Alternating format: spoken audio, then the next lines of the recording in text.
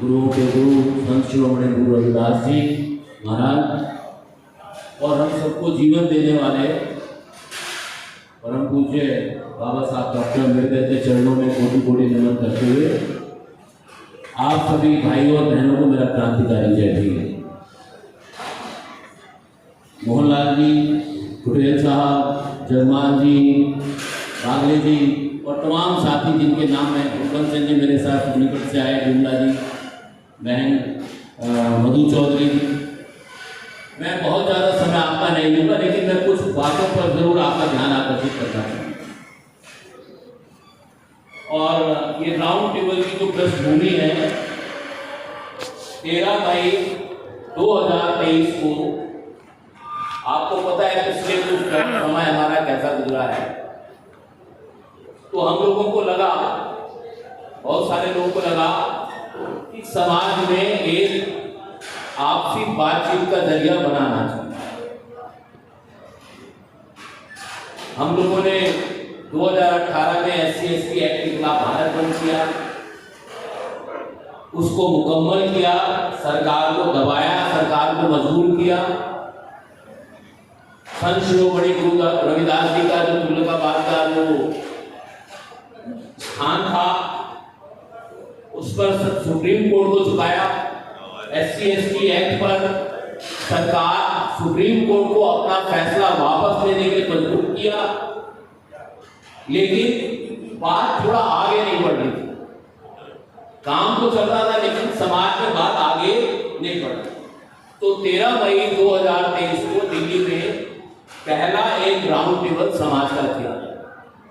पूरे देश भर के लोग आए, हरियाणा के लोग भी आए, तमाम लोग आए और ये हुआ कि समाज की चेतना को जगाने के लिए हमें हर राज्य में, हर जिले में गोलमेज सम्मेलन करने चाहिए। और गोलमेज सम्मेलन क्यों? आप जानते हैं,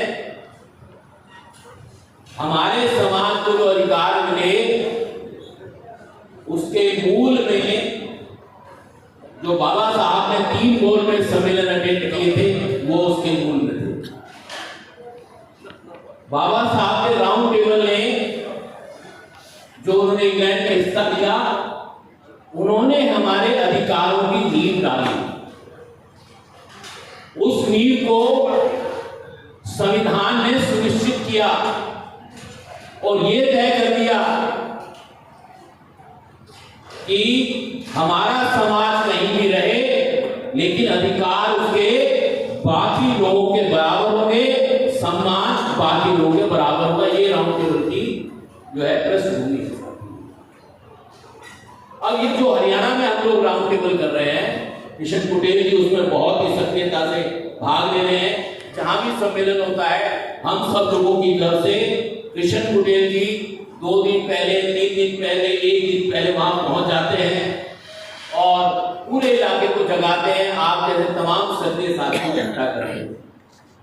पहले करनाल में हुआ, तो करनाल में जो रहने वाले हैं, अगर कृष्ण कुटेल नहीं होते तो करनाल का सम्मेलन नहीं होता। हम तो मेहमान हैं, दिल्ली से आए, अपनी बात नहीं चले गए, लेकिन जो लोग मेहनत करते हैं, जो लोग दिन रात एक करते हैं, उनका सम्मान होना चाहिए। मैं आपसे निवेदन करना चाहता हूं, कृष्ण कुटेल जी के लिए एक बार ताली जरूर। तो साथियों, उन्होंने फिर दूसरा सम्मेलन जो है करनाल के बाद भिवानी में हुआ और ये बड़ी खुशी की बात है, ये तीसरा सम्मेलन है। और याद रखिए, बाबा साहब का तीसरा राउंड टेबल हमारे राजनीतिक अधिकार लेकर आया था, ये भी सम्मेलन हमारे अधिकार लेकर आएगा। अब सवाल ये है कि समाज के इतने सारे 300, 400 लोग, 500 लोग यहाँ पर इकट्ठे हैं, हमें कैसे आगे बढ़ना चाहिए? एक समाज के नाम, एक बिरादरी के नाम हमें एक बात तो ये याद रखनी चाहिए कि इस देश में हमारी जाति, चमार जाति, जाटव जाति या जो भी अलग अलग नाम से जानी जाती है, करीब 40-50 नाम है जिन नाम से अलग अलग राज्यों में जाने। कहीं हरिद्वार लिखते हैं, कहीं कुड़ी लिखते हैं, कहीं जयसवाल लिखते हैं, कहीं कुछ लिखते हैं, कहीं कुछ लिखते हैं। लेकिन मूल जाति वही है जो संत गुरु रविदास महाराज जी की थी, चमार। हमारा वंश चमार। तो हमें ये समझना है, एक बात है जो आपको तथ्य के तौर पे बताना चाहता हूं। मुझे पता है आप में से अधिकांश लोगों को पता होगा, लेकिन फिर भी हमें ये समझना है कि देश की सबसे बड़ी अगर कोई जाति इस देश में है, मैं देश की जाति कह रहा हूं, ध्यान रखिएगा, मैं हरियाणा की नहीं कह रहा हूं, मैं उत्तर प्रदेश की नहीं कह रहा हूं, मैं भारत की और साउथ एशिया की अगर सबसे बड़ी कोई जाति है तो वो चमार जाति संख्या में यहाँ पे।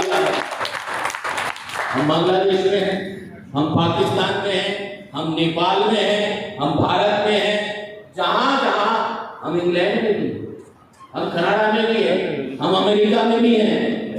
कौन सा देश ऐसा है जहां गुरु महाराज का गुरु स्थान नहीं?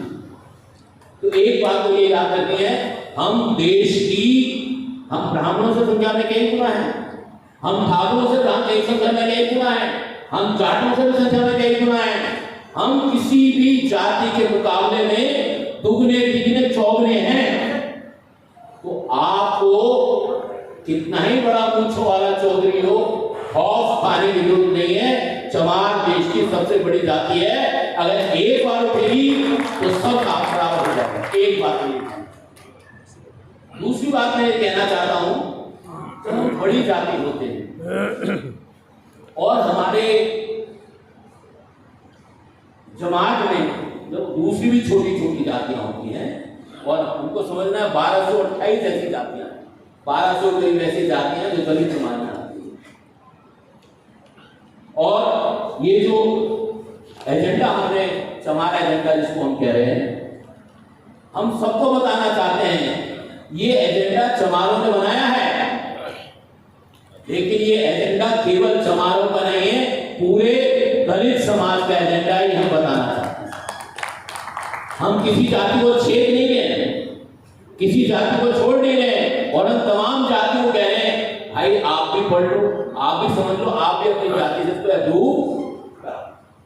अब मुद्दों पर आते हैं, तो दो ये बातें मैं बताना चाहता था जो मोहनलाल जी ने मेरे को निर्देश दिया था कि मैं थोड़ा सा स्पष्ट कर दूं। मैं उनका शुक्रगुजार हूं, उन्होंने मेरे को कहा, और जन्माल जी ने तो पहले भूमिका रख दी थी।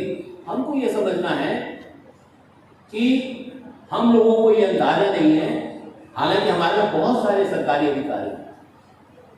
मैं आपको बताना चाहता हूं, मैं बैंक के मैनेजर मोहनलाल जी भी हैं, इस देश में 85,000 क्लास 1 ऑफिसर बैंकिंग इंडस्ट्री में है।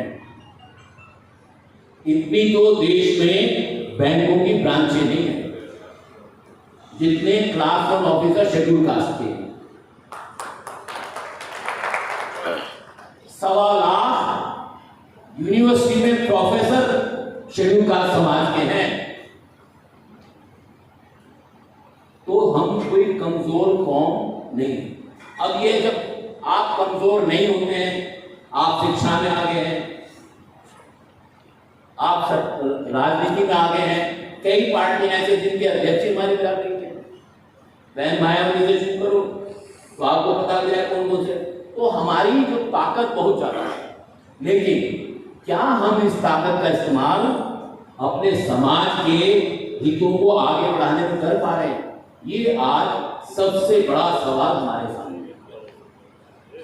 और ये सवाल इस बात का भी है कि कुछ गुंडे मवाली खुलेआम उस संविधान को चुनौती दे रहे हैं जिसको हमारे बाबा साहब डॉक्टर अम्बेडकर ने बनाया। और गुरु महाराज ने तो कहा था, रविदास जी ने, ऐसा चाहूं राज में जहां मिले कमन को अन्न, छोट बड़े सब सम बसे, रविदास रहे प्रसन्न। भारत का संविधान उसी भावना की गीत है। वो कहता है, आजादी की बात, लिबर्टी की बात करता है, जस्टिस की बात करता है, इक्वलिटी की बात करता है। ये तो हमारे गुरु महाराज चाहते थे। तो हमें ये समझना है कि इस संविधान के तहत हमारे अधिकार कैसे मजबूत हैं। एक बात जरूर याद रखिए, अगर संविधान नहीं बचेगा, और बहुत सारे लोग हैं जिनकी गिद्ध की तरह निगाह है कि कब मौका मिले और इस संविधान को, उन्होंने अपना धर्म संसद में संविधान बना लिया है। मैं किसी का नाम नहीं ले रहा, किसी पार्टी के साथ नहीं, हमें सिर्फ समाज के तौर पे समझना है कि आजादी से पहले, भारत का संविधान बनने से पहले हमारी क्या स्थिति थी। हम स्कूलों में नहीं जा सकते थे, हम कॉलेजों में नहीं जा सकते थे, हम न्यायपालिका में नहीं जा सकते थे, हम सरकारी नौकरियों में नहीं जा सकते थे, मंदिरों में तो आज भी नहीं जा सकते, बहुत सारे सेना में नहीं जा सकते थे, हम समाज रेजिमेंट की बात कर रहे हैं, वो बंद हो गई। तो हमें समझना है कि आजादी से पहले, संविधान बनने से पहले हम कहीं नहीं जा सकते थे, और आज छाती ठोक के कह सकते हैं हमें कोई कहीं जाने से रोक नहीं सकता। चीफ जस्टिस हमारी प्राधिकारी का बन चुका है साथियों में, ये सब उस संविधान की महिमा है। अगर वो संविधान रहेगा तो हमारे अधिकार सुरक्षित हैं। संविधान हमें कौन कौन से अधिकार देता है जो हम अपने एजेंडे में शामिल कर रहे हैं। संविधान कहता है इक्वलिटी, सोशल, इकोनॉमिक, पॉलिटिकल। अब सवाल यह है इकोनॉमिक इक्वलिटी कैसे आए? जब देश के आर्थिक संसाधन जो है, बैंकों का कर्जा है, इंडस्ट्री के लाइसेंस हैं, कम फैक्ट्रियां खोलने के लिए जमीनें हैं, मकान बनाने के लिए जमीनें हैं, खेती कियारी के लिए जमीनें हैं, जब इनमें हमारा हिस्सा होगा तो हमारी आर्थिक समानता का रास्ता खुलेगा। हम बैंक के दरवाजे पे जाते हैं, लोन हमें मिल नहीं सकता क्योंकि सरकार कहती है कि हमको कोलैटरल फ्री लोन मिलना चाहिए। बहुत सारे मैनेजर बैठे हैं यहाँ पर, लेकिन वो भी दिल में जानते हैं उन जैसा अगर आदमी नहीं होगा तो हमें कभी लोन मिलेगा। ये निजाम है। देश के केंद्रीय सरकार में रिजर्वेशन 50% है, शेड्यूल कास्ट का 15%, शेड्यूल ट्राइब का 7.5% और ओबीसी का 27%। लेकिन आजादी के 75 साल बाद, तमाम सरकारों के बाद, आज पोजीशन क्या है? केंद्र सरकार में केवल 30% जो लोग हैं वो SC ST और OBC के हैं। ये सरकारी आंकड़े मिला रहा नहीं, ये DOPT की रिपोर्ट का आंकड़ा मिला रहा नहीं। अरे भाई 75 साल में आप रिजर्वेशन नहीं कर सके, कैसे आपके ऊपर यकीन कर ले? आपने खुद ही कहा कि 50% हिस्सा देंगे और 50% हिस्से को भी आप देने से मना कर रहे हो, तो हमारा तो लड़ना स्वाभाविक है। और हमको ये बताना है, हम बताना चाहते हैं उनको, हमने तो पानी भी अपने जूते की नोक पे लिया है, नौकरियां भी लेंगे, रोक नहीं सकता कोई। ये समझना है, हमको तो पानी भी संघर्ष करने के बाद मिला है। तो कोई एहसान नहीं कर रहे आप हमारे ऊपर। महाड़ में लड़े हमें SC ST एक्ट के लिए सुप्रीम कोर्ट से लड़े, हम अपने गुरु महाराज की भूमि के लिए होम मिनिस्टर से, प्रधानमंत्री से लड़े हम। तो एक बात हम ये कहना चाहते हैं, इस एजेंडे में बात शामिल है कि देश में जो खाली पड़ी भूमि है, जमीनें हैं, उन जमीनों में आपको पता होगा 7 गवर्नर की एक रिपोर्ट बनी थी KR नारायणन जी के जमाने में। जो हमारे पूर्व राष्ट्रपति थे KR नारायणन साहब, उनके जमाने में गवर्नर का एक सम्मेलन किया हमारे समाज के लिए, और उस वक्त 3 गवर्नर जो है वो शेड्यूल कास्ट थे। और आपको जानकर आश्चर्य होगा, तीनों शेड्यूल कास्ट के जो गवर्नर थे वो बीजेपी के थे, इसमें कोई छुपाने की बात नहीं है। और KR नारायण जी को पार्टी में राष्ट्रपति थे। उन गवर्नर में 4 कांग्रेस के गवर्नर, 3 बीजेपी के गवर्नर और राष्ट्रपति। एक कमेटी बनी, उन्होंने ये कहा देश में इतनी सारी जमीन है कि देश के प्रत्येक भूमिहीन व्यक्ति को 5 एकड़ जमीन दी जा सकती है। ये गवर्नर की कमेटी ने कहा। तो हमारे एजेंडे में ये है, जो गवर्नर ने कहा कि 5 एकड़ जमीन मिलनी चाहिए भूमिहीन को, हम कहना चाहते हैं प्रत्येक भूमिहीन, जिसमें हमारी जाति के भूमिहीन भी शामिल हैं, उन प्रत्येक भूमिहीन को 5 एकड़ जमीन सरकार को आवंटित करनी चाहिए। ये उसकी जिम्मेदारी है। 5,000 करोड़ रुपया अपने बच्चे की शादी में खर्च कर रहा है, और देश का कोई नेता ऐसा नहीं जो वहां नाक नहीं रगड़ रहा है। समझना इस बात को, सारे नेता जाकर नाक रगड़ रहे, सब हाथ भी लगा रहे हैं, सब अपनी जी हजूरी कर रहे हैं। अगर वो मांगेंगे कि हमको 5 लाख एकड़ जमीन दे तो रातों रात मिल जाएगी। अरे गरीब आदमी जिसके वोट से आप सरकार बनाने वाले हो, उसका तो हक बनता है ना 5 एकड़ जमीन उसको मिलनी चाहिए। अंबानी के वोट से सरकार बनानी है, अडानी के सरकार से वोट बनानी है, किसी दूसरे पूंजीपति के सरकार से वोट बनानी तो बना लो, फिर उनके वोट से वोट जीत जाओ आप। तो ये बात हम बोलना, तो पहले मुद्दा मैंने कहा कि 5 एकड़ जमीन प्रत्येक भूमिहीन परिवार को मिलना चाहिए। 100 गज के प्लॉट से गुजारा होने वाला नहीं है। 100 गज का तो घर के लिए चाहिए, लेकिन 5 एकड़ जमीन जो है, हरियाणा में बहुत सारी जमीन है, ठेकेदारी के नाम पे सारा फर्जीवाड़ा है। जो ठेके पे जमीन अलॉट करते हैं खेती के लिए, फर्जीवाड़े को बंद करो और परमानेंटली दलितों को उस जमीन में से 5-5 एकड़ जमीन का आवंटन करो। ये हमारे एजेंडे में आना चाहिए। दूसरी बात, सरकार जो है इस देश की सबसे बड़ी खरीदार होती है। हरियाणा की सरकार की सबसे बड़ी खरीदार है।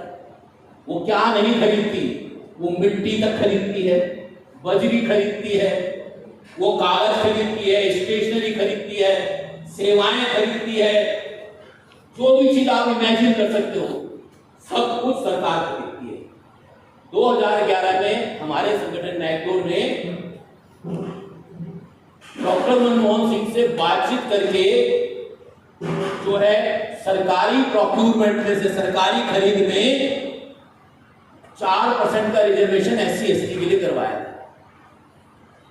20% MSME के लिए था, उस 20% में से 20% हमारे लिए। हम हरियाणा में जो भी सरकार बना, उनको ये कहना चाहते हैं कि हमारी आबादी के अनुरूप जो भी हरियाणा सरकार सेवाएं खरीदेगी, जो भी सामान खरीदेगी, जो भी परचेज करेगी, वो डेस्क खरीदे, वो दूध खरीदे, वो अंडा खरीदे। मिड डे मील में बांटते हैं ना, पता है ना आपको, मिड डे मील में सब चीजें, अनाज बढ़ता है, दूध बढ़ता है, पता नहीं क्या क्या बढ़ता है, और करीब 8-10 हजार करोड़ का सालाना हुआ है मसला। हम ये कह रहे हैं कि भाई हम टैंक और तोप नहीं बना सकते, लेकिन हम सरकार की सेना को अंडे तो खिला सकते हैं, सब्जी तो खिला सकते हैं। हमें सब्जी उपजाने के लिए जमीन दे दो, और जब हम जमीन पे, जब खेती पे जब सब्जी उगाएं तो आर्मी को और सरकार को कहना चाहिए सब्जी हमसे खरीद लो आप। इस तरह से हमारे समाज का आर्थिक उत्थान हुआ। तो हम ये कहना चाहते हैं, सरकार का जो सालाना बजट होता है उसमें सरकार ऐसी नीति लाए कि अनुसूचित जाति जनजाति, यहाँ तो जनजाति है नहीं, अनुसूचित जाति के लिए सरकारी सेवाओं में उनके जो छोटे छोटे उद्योगपति हैं, ट्रेडर्स हैं, बिजनेसमैन हैं, उनसे सरकार खरीदारी करे या सेवाएं ले और उसको ठेकेदारी में आरक्षण दे। ये मुद्दा हमारा, हमें फोकस करना है, आर्थिक मुद्दों पर फोकस करना है। समाज की लड़ाई सैकड़ों साल चलेगी, लेकिन आर्थिक मुद्दे पे सरकार से तुरंत हम परिणाम ले सकते हैं। तीसरी बात हम कहना चाहते हैं, अटल बिहारी वाजपेयी जी अब तो दुनिया में नहीं है, उन्होंने क्लास 4 के रिजर्वेशन, क्लास 4 की जॉब बंद कर दी। हमारे सारे लोग क्लास 4 में एंट्री होते थे और सुप्रिंटेंडेंट होकर रिटायर होते थे। जगमाल जी जानते हैं, सिपाही के तौर पर भर्ती हुए, एक लोग तो जो है assistant commissioner, assistant commissioner, deputy commissioner तक पहुंच जाते हैं। सरकार ने निचले लेवल पर हमारा रिक्रूटमेंट बंद कर दिया, निचले लेवल पर हमारा गर्दन दिया। हम कहना चाहते हैं कि आउटसोर्सिंग बंद करो, कोई आउटसोर्सिंग नहीं है। अगर आपको आउटसोर्सिंग करनी है तो हमारा हिस्सा खाए बिना आउटसोर्सिंग ना हो, इसको कानूनन तौर पर सुनिश्चित करो, हमारी हिस्सेदारी हमको दो। ये कहना है, ठीक है। आपको पता है ना, हर डिस्ट्रिक्ट का जो डिस्ट्रिक्ट पोर्टल है उस पर लिखा है कि ये सर्कल, ये जिले का रेट है, इस पे जूनियर इंजीनियर को भर्ती कर सकते हैं, इस पे इसको भर्ती कर सकते हैं, इस पे इसको दे सकते हैं। हम ये कह रहे हैं भाई भर्ती कर लो, लेकिन हमारी हिस्सेदारी भी सुनिश्चित करो। अगर हमारी हिस्सेदारी सुनिश्चित नहीं होगी, जब तक हमारी नींद हराम रहेगी, हरियाणा में कोहराम रहेगा। ये बता दो सरकार को। अभी तो चुनाव है, बता सकते हो। तो दूसरी बात है कि नौकरियों में हमारी हिस्सेदारी, आउटसोर्सिंग करो, कैसे भी करो हमारी हिस्सेदारी। तीसरी बात जो मैं कहना चाहता हूं, सरकार को चलाने वाले कई सेक्शन होते हैं। पुलिस है, पैरामिलिट्री फोर्स है, डॉक्टर्स है, नर्सेज हैं। ये सारी की सारी सेवाओं में हमारा हिस्सा सुनिश्चित हो। और अभी जो सरकार सत्ता में है वो हमारे बहुत सारे लोगों को बदलाने की कोशिश कर रही है। किसको इसका मेंबर बना देंगे रातों रात, किसको उसका बना देंगे। दलितों के हमारे इन गोलमेज सम्मेलन से आप मानो न मानो सरकार की नींद उड़ी, और ये नींद उड़ी रहनी चाहिए। तब तक उड़ी रहनी चाहिए जब तक हमारे अधिकार मिलना जाए। सरकार किसी भी बने, नींद उनको आने नहीं देगी। मैं कैथल में गया था, कैथल में ऐसे राउंड टेबल किया मैंने दलितों का। एक हफ्ते बाद मुख्यमंत्री जी पहुंच गए वहां पर, वो घोषणा करके आए थे ये करेंगे, वो करेंगे, वो करेंगे। मेरा अंदाजा ऐसा है इस राउंड टेबल के बाद मुख्यमंत्री जी आने वाले हैं। बिकना मत, अपने अधिकार लेने हैं, बिकना नहीं है, ध्यान रखना है। बिकना नहीं है, अधिकार लेने हैं। भीख नहीं मांग रहे हैं, ना हम इससे भीख मांग रहे, ना मुझसे भीख मांग रहे। भैया करना था तो 10 साल से सरकार है, पहले क्यों नहीं किया? अब 10 दिन में सब कुछ कर देना चाहते हो? क्या साबित करना चाहते हो? 10 दिन में सब कुछ कैसे कर दोगे? कैसे यकीन कर ले? ये बात को समझ नहीं है। चौथी बात जो मैं कहना चाहता हूं साथियों, कॉलेजों में, स्कूलों में फीस पेइंग कहां बढ़ गई? अभी हमारे रमाबाई, माता रमाबाई अम्बेडकर कोचिंग सेंटर यमुनानगर वाले ने बड़ा जोरदार जय श्री राम का नारा भी लगाया है। वो कोचिंग संस्थान चला रहे हैं। हो सकता है शायद वो गलत सुनाई हो, माफी चाहता हूँ, माफी बाबा साहब करना, माफी चाहता हूँ। तो मैं इससे ये टेस्ट हो जाता है कि जो सुनने वाला, जो जिसने कहा है वो सही सुन भी रहा है कि नहीं सुन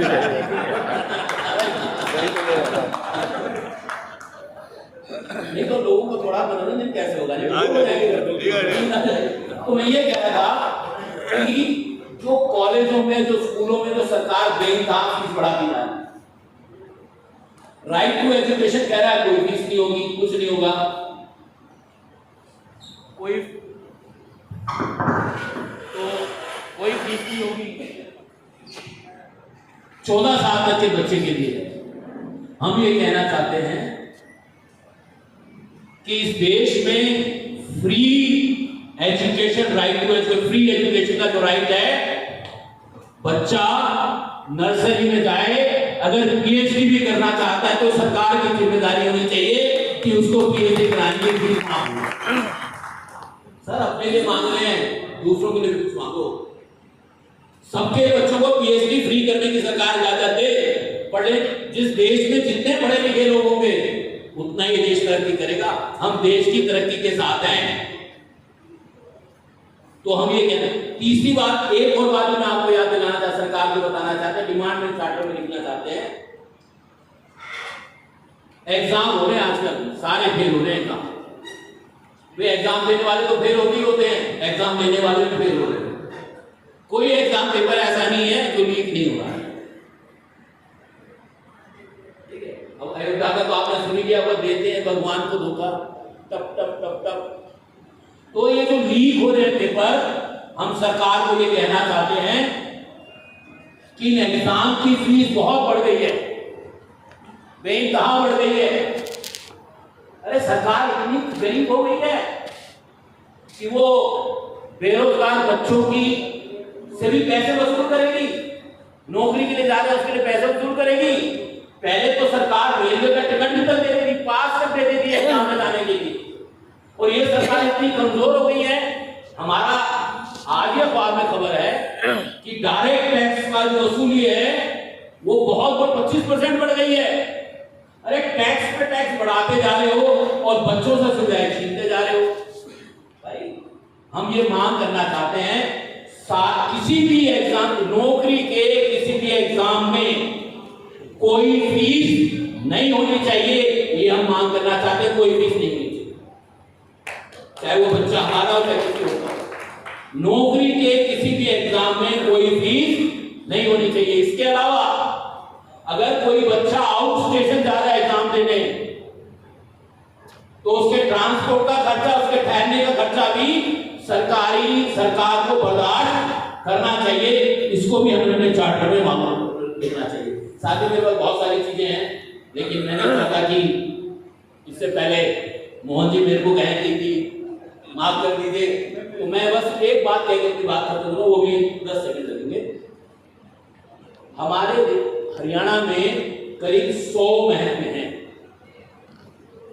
और 100 महकमों से ज्यादा विभाग, वो जो है इंडिपेंडेंट ऑर्गेनाइजेशन भी है। मैं आप सबसे कहना चाहता हूं, आप अलग अलग महकमों में काम करने वाले लोग भी हैं, आपके महकमे में हमारे समाज के लिए क्या हो सकता है, इसके बारे में सोचो और उसको मांग के तौर पर इस चार्टर में शामिल करो। 105 में, जैसे मैंने पिछली बार भी एग्जाम्पल दिया था, मैंने शायद भिवानी में दिया था, अब इस देश में ट्रेन से ज्यादा लोग हवाई जहाज में सफर कर रहे नहीं कर रहे। हवाई जहाज का किराया और वंदे भारत का किराया बराबर है। हम ये कह रहे हैं हवाई जहाज हम नहीं खरीद सकते, हवाई सेवा भी नहीं चला सकते, लेकिन यार अरे हरियाणा सरकार, केंद्र सरकार, हम ये कहना चाह रहे हैं कोई एयर होस्टेस तो बना सकते हैं, हम लोगों को पायलट तो बना सकते हैं। अरे मिनिस्ट्री ऑफ सिविल एविएशन और हरियाणा का सिविल एविएशन डिपार्टमेंट जो है वो इस बात की गारंटी करे कि हरियाणा से हर साल कम से कम 1000 दलित नौजवान पायलट बने और 5000 लड़कियां जो है वो एयर होस्टेस बने। हम ये मांग लिखना चाहते हैं। ऐसी सोच लो अलग अलग विभाग का। मैं अपनी बात यही समाप्त करता हूं। जय हिंद, जय भारत, जय हिंद।